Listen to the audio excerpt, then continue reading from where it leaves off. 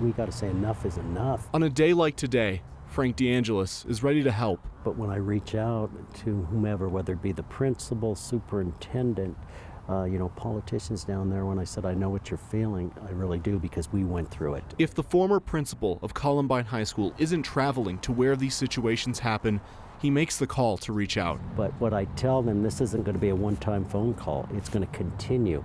And what they're feeling today is going to look differently of what, they're looking a month from now. Lessons from one tragedy to help those impacted by another. This command room is specifically for just this center. John McDonald is the Executive Director of Safety and Security Management for Jeffco Public Schools. He estimates around 25 school districts and more than 90 first responder agencies have trained for these situations at the Frank DeAngelis Community Safety Center. It's a tough day.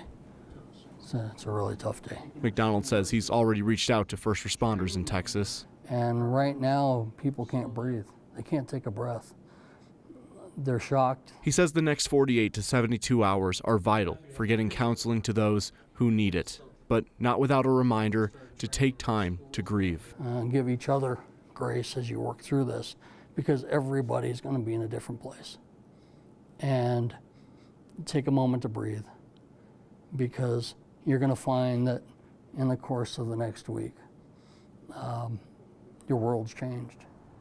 And it'll never be the same. They're all of our kids. It doesn't matter whether they live in Texas, Colorado, they're all of our kids, and these senseless deaths need to stop.